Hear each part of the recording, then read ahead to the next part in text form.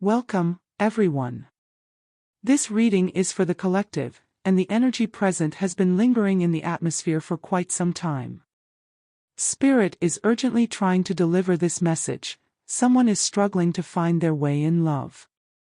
Let's dive in and release this energy. Please remember, this message may not resonate entirely with you. If only certain aspects speak to you, take what is meant for you and allow the rest to be absorbed by those who need it. The energies in this reading are both masculine and feminine, but they are not gender-specific. We all embody both within us. This reading focuses on love, particularly the dynamic between the giver and the taker. With that in mind, shall we begin? The past holding on, the Six of Cups and the Star. The first cards revealed are the Six of Cups, clarified by the Star, accompanied by the musical message from If Your Heart Isn't in It, by Atlantic Star. This energy has surfaced in past readings, and it suggests someone is either reminiscing about a past love, a relationship, or a significant moment that they cannot seem to move beyond.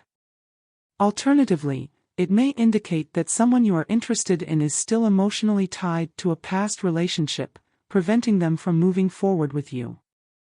Healing is crucial here, whether it is happening now or is still needed. One person in this dynamic senses that the other is not fully available. They display a push and pull energy, a delicate dance between giving and taking. However, one thing is clear: one party is predominantly a giver, while the other is a taker.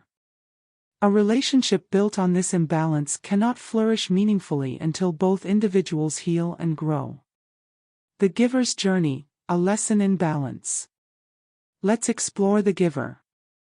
This person is accustomed to giving, sometimes to a fault. Their generosity can be overwhelming for the taker, who knows that love is being offered but continues to take without reciprocating in a meaningful way. The giver must now learn how to receive. This is difficult because they have been conditioned to believe that love means giving their all. They associate deep love with self-sacrifice, which only works when paired with someone who naturally gives back in return. The challenge here is that the taker has never learned how to give. Perhaps they, too, were once a giver in a past relationship, where they poured love into someone who only took from them. This cycle continues, until it is recognized and broken. Then you, the giver, entered their life, ready to love fully, hoping for reciprocity. But now, doubts creep in. Memories of past heartbreak resurface, whispering fears of repeating the same pattern. The desire to pull back is strong, yet the fear of losing true love holds you in place. The reality of the taker, the King of Swords upright and reversed. The next energy revealed comes from the King of Swords upright, clarified by the King of Swords reversed, enhanced by the song, Give You My Heart, by Babyface and Toni Braxton. The King of Swords represents someone logical, controlled, and ambitious. They have emotions but keep them restrained, prioritizing intellect over vulnerability. In relationships, they are ethical and respectful, but also distant. In contrast, the King of Swords in reverse warns of potential issues. It can indicate a partner who is manipulative, emotionally detached, or even abusive. This is someone who uses their intelligence to control rather than to nurture. The song, Give You My Heart, paints a picture of conditional love. It sounds romantic on the surface, but if you listen closely, the message becomes clear: I'll give you my heart if I could just make love to you. Love here is transactional, built on conditions rather than mutual devotion. The taker and the giver are at a crossroads. One knows how to take, the other knows how to give, but the cycle must break for true love to thrive. Perhaps the masculine possesses both the ability to give and take, yet his deep-seated fears and internal conflicts prevent him from fully opening his heart. His reluctance stems from a fear of losing control, becoming vulnerable, and allowing himself to be consumed by love without boundaries. He equates conditions with protection, believing that by setting limitations, he can shield himself from emotional turmoil. However, this guarded approach only distances him from the connection he truly craves. To break free from this self-imposed restraint, he must confront his fears, embrace vulnerability, and understand that true love flourishes in openness and reciprocity, not in control and conditions. The Divine Feminine's Awakening, the Nine of Pentacles and the Empress. The final cards revealed are the Nine of Pentacles, clarified by the Empress, enhanced by When I Give My Love This Time, by Phyllis Hyman. This is unquestionably divine feminine energy. The giver, who has given all she could.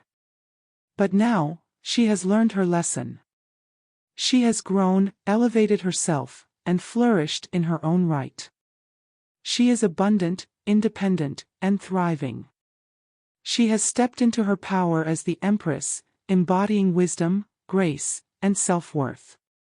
Her life is fulfilling, and she has mastered self-love. However, despite all of this, there is still hesitation, an uncertainty about giving her heart again. She fears that if she gives her best to another, she will attract yet another taker. She wants love but is determined to maintain her boundaries and honor her worth. Perhaps not only is she concerned about giving her all to another, but due to her self-growth, abundance, and thriving energy, she worries that she may have to diminish her power or downplay her success to be accepted or deemed worthy by the divine masculine, only to be taken from once more. This fear lingers, but she refuses to shrink herself for love. She sings to herself. When I give my love, this time I'm gonna make it last forevermore. Follow the book, that's my intention. To be hurt by love is too painful to mention. But you learn from experience. She is now making a vow, no more mistakes, no more self-sacrificing for love that does not reciprocate. She knows her value, and she will not settle for less. Both the giver and the taker are allowing the echoes of past relationships to dictate the course of this potential union, a love with the power to transcend lifetimes. This connection holds the possibility of becoming one of the greatest love stories ever known, one that many search for yet never find. However, healing alone is not enough. True transformation requires the courage to let go, to be vulnerable, and to embrace love without fear. The past was not meant to imprison but to teach. Both individuals must understand that giving and receiving are not opposing forces, but complementary ones that sustain a meaningful, balanced relationship. Love is not about sacrifice or control, but about harmony, where both partners contribute equally and without reservation. To give what you take and take what you give is the simplest yet most profound foundation for love. Neither should be seen as a weakness but rather as the ultimate testament to the strength of real, unconditional love.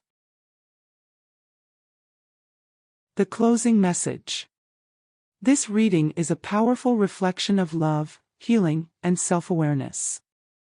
Whether you resonate as the giver, the taker, or somewhere in between, the lesson here is clear: love cannot flourish in imbalance. Healing is required. The cycle must be broken. The giver must learn to receive, and the taker must learn to give. Only then can love be truly fulfilling and lasting. Allow this message to guide you. Recognize the patterns in your relationships. Honor your worth. Heal. Grow. And most importantly, never settle for anything less than a love that is mutual, whole, and true. Please take some time to listen to each one of these songs in their entirety. Spirit wants me to let you know that the message you're seeking can be found within this reading as well as each song. If your heart isn't in it, I'll give you my heart, and When I Give My Love This Time. These songs hold powerful insights that align with the messages in this reading. If any part of this reading resonates with you, please hit the like button and subscribe to my channel. I would love to have you as part of the Message in the Music Tarot family. Don't forget to hit the bell icon so you will be notified of all future messages. Sharing your comments will ensure that your energy is present in future readings. Thank you for sharing a little of your time here today. Remember, there is always a message in the music. With love and light. Blessings to all.